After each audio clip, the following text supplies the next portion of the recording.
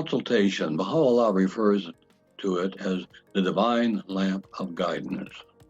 The heaven of divine wisdom is illumined with the two luminaries of consultation and compassion. This divine gift enables all matters to be resolved through discussion rather than confrontation and contention. Each of us has billions of bits of data in our minds. Thoughts, ideas, and understandings come from combining unconnected data. Genius includes combining data in new and unusual ways. Any group can create its own genius by following certain very simple principles. Baha'is call this consultation. Consultation is searching for the truth of a matter with a spirit of mutual respect, trust, and amity. That's very, very important. It's the spirit of mutual respect and amity that makes the difference. A group of people were given individual intelligence tests. Next, they were taught the basic principles of consultation. 4 subtests were selected for consultation. The first subtest was a test of information. The second was a vocabulary test. The third was a test of similarities. The fourth test was comprehension. They consulted on these 4 subtests and reached decisions as a group. There were 3 sets of scores: individual scores, composite of the best answers, and group scores of the consultation. The first 2 subtests, information and vocabulary, deal with things that are known. For instance, on the information, it'll ask such questions as, how tall is the average woman? This is something that a person just has an idea about. Everybody has an idea about, and it's how well they can estimate that. The second one, the vocabulary test deals with being able to know certain words. There was no significant improvement from consultation. In other words, on the information test, and by the way, I want to add that this group was a group of average intelligence. The highest rating was 108, and the average was something like 98, where 100 is average for the entire population. So we do not have a group of geniuses here. These are average individuals. On information, the composite score, that is combining all the best scores of the individuals, came to the 60.8 percentile. The group, when they consulted, did no more. In other words, by consulting, they didn't gain any additional information. They each just shared the information they had.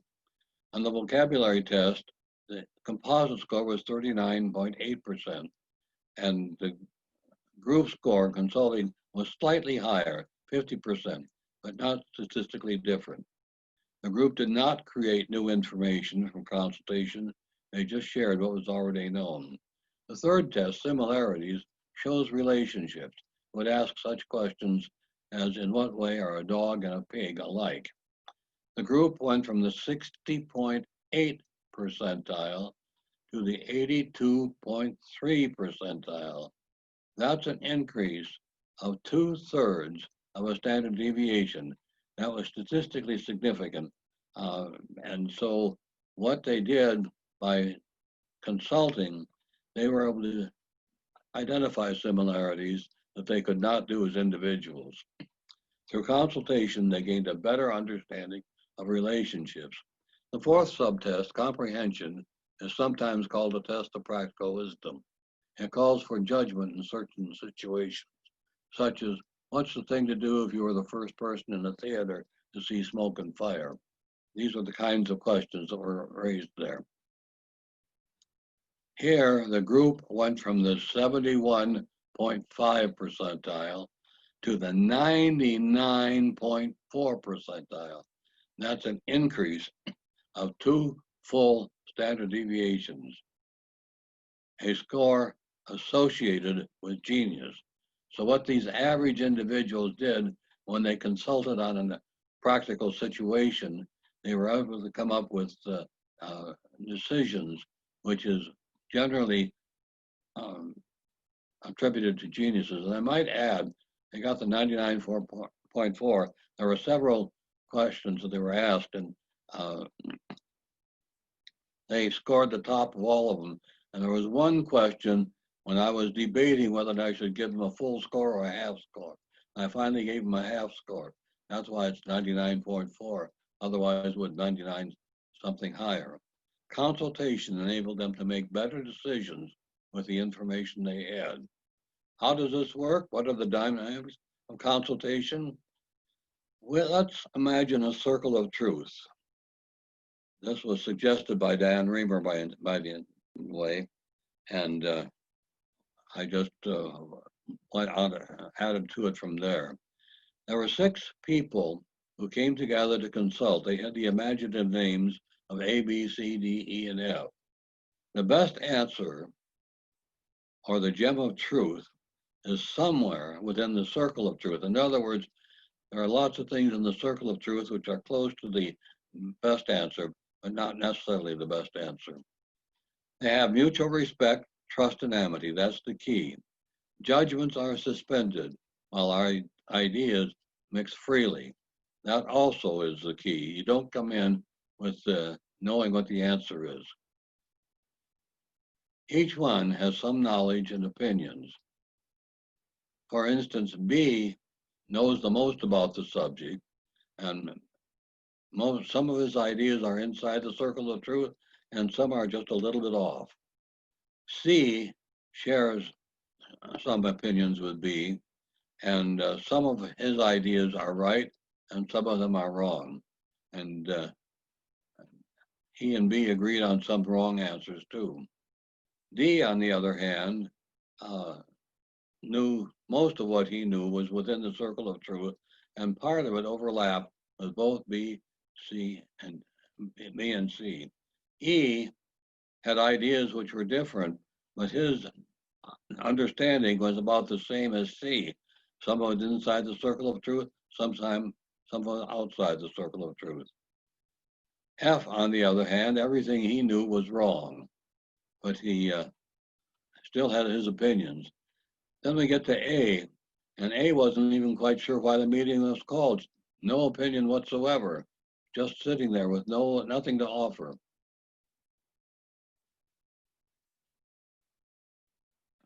If a vote were taken at that moment, 6 would be chosen because they would have 3 people that share this idea. But they just continued to consult, and instead of voting, they consulted with respect, trust, amity, and opinion. And in that time, opinions shift. As you can see, B's thinking enlarged considerably, and much more of it inside the circle of truth. All of them actually improved in their thinking, expanded. E, whose thinking was very different from the others, now found some things in common. F finally had some things inside the circle of truth, but still most of what he knew was wrong. Finally, the gem of truth was found in an unexpected place.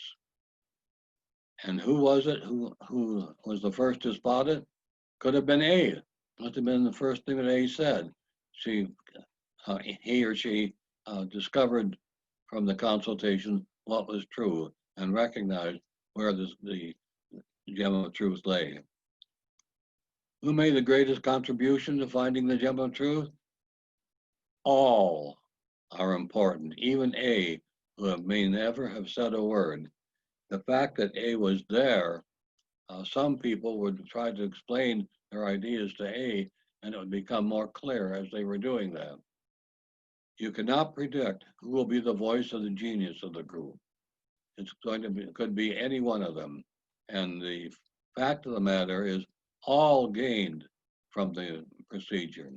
Consultation with disrespect, mistrust, suspicion, and enmity points another different picture. There, they all start with the same things, but as they contentiously talk to each other, their ideas shrink, and they get cloisters or groups, and groups are formed. And this is and politics is to be called forming political parties. But this happens when there's contention rather than amity in discussing. When people attempt to consult with disrespect and mistrust, the voice of the group genius is silent, and the truth is never found. All matters for decision come from some source. And here's the consultative process. Starts with a problem, a question, a request, or just some abandoned thought.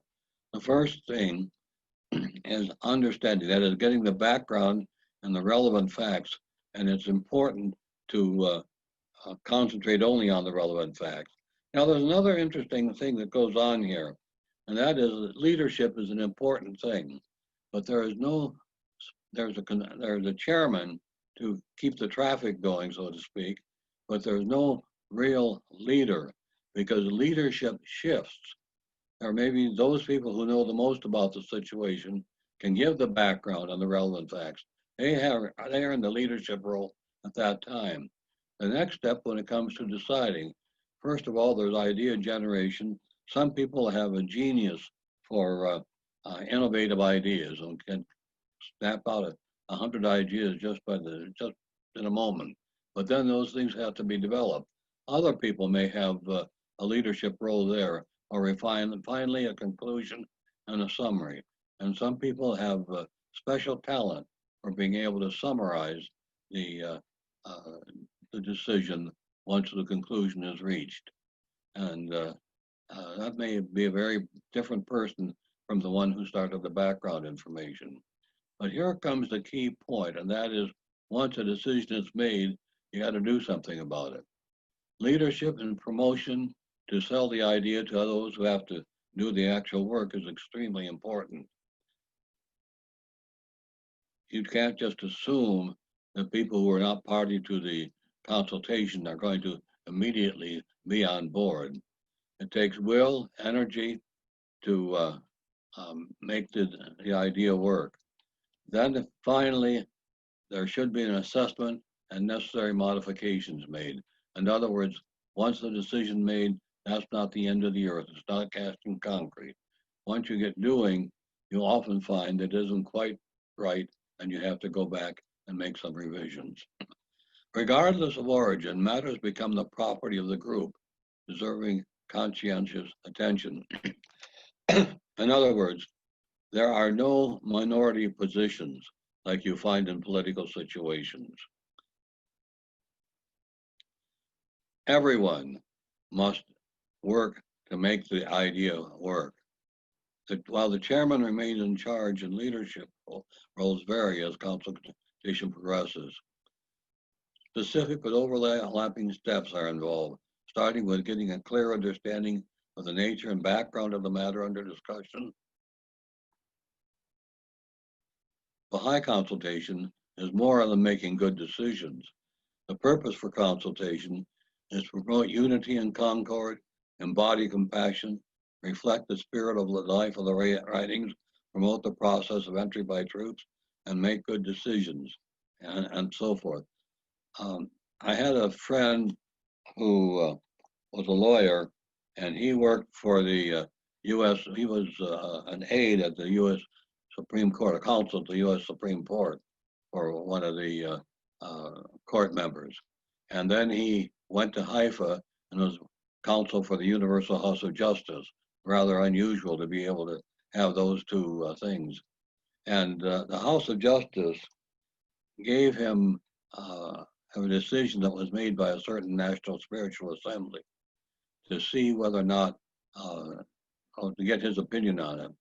And he looked it over and came up with a recommendation that they made a good decision from a legal standpoint. He gave it to the House and said, revise your appraisal of this, because the decision they made would not promote unity and concord in the national community. And they said should have a decision that does that first and foremost. And of course, this was a surprise to him because he was looking at it from a legalistic point of view, and legalistically they had made the right decision. But a element of that would not produce unity and concord. So the decisions should involve all these things. How can people make sure they are consulting in a manner that will gain the best results? Baha'i writings give guidance that can apply to any group. It covers attitudes, conditions, and carrying out decisions. There is a promise to divine assistance and the presence of Abdu'l-Baha when conditions are met. It may not be as simple as it sounds. The Universal House of Justice refers to the, quote, difficult but highly rewarding art of Baha'i consultation, and the process which will require great self-discipline on the part of all members and complete reliance on the power of Baha'u'llah. I have to add that I've given many, many workshops to Baha'is, and quite frankly, I prefer to give the workshops to new Baha'is because they haven't had years of bad habits thinking that's what Baha'i consultation was all about.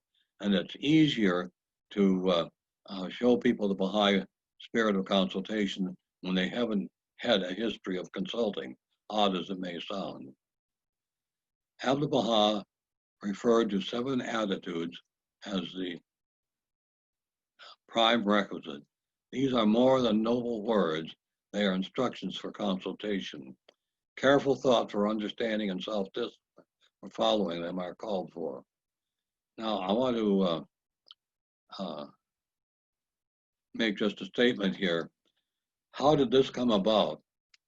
The Baha'is of Bombay, India, had written to Abdu'l-Baha for guidance on how better to teach. And in giving guidance how better to teach, Abdu'l-Baha set down the basic principles for consultation.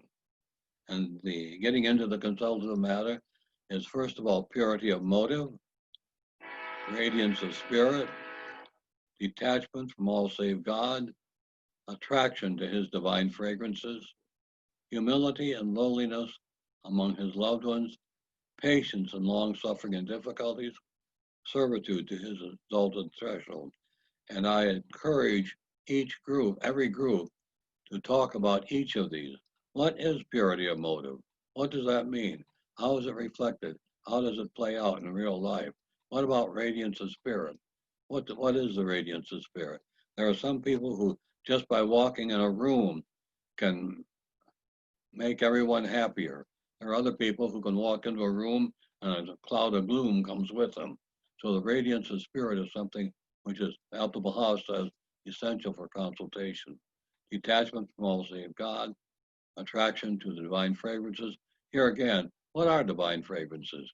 And what does it mean to be attracted to them? How does that affect consultation? Humility and lowliness amongst his loved ones. That's a key point. It's easy when you have good ideas to take ownership of those and feel proud of them. But you're offering this to the group, and you must do so in a sense of humility. If they trample all over your brilliant idea, so be it. The fact of the matter is, it'll come out better as a result, usually. Patience and long suffering and difficulties. Servitude to his exalted threshold. These are not just pious words. These are the rules for the best decision making. And he gives conditions of discussion: amity, harmony, and trust, agreed upon method of discussion, and common purpose and focus. The first condition is absolute love and harmony amongst the members of the assembly. The second condition is the members of the assembly should unitedly elect a chairman, lay down guidelines and bylaws for their meetings and discussion. By the way, shortly after he had the staggering news that he was something that he had never heard of before, but Shoghi Effendi was appointed guardian of the Baha'i faith, he wrote, he went to Switzerland for a time to, as Rahia Khanum said, wrestle with his soul. When he returned, he wrote 2 letters. The first is a very loving, sweet letter to the Baha'is of the West. And the second letter of May 5th, 1922, spells out these rules that Abdul Baha gave to the Baha'is of Bombay, or Mumbai now it's called, of course. And so this was the second letter that the Guardian wrote as Guardian to the Baha'is of the West, was telling them how to consult.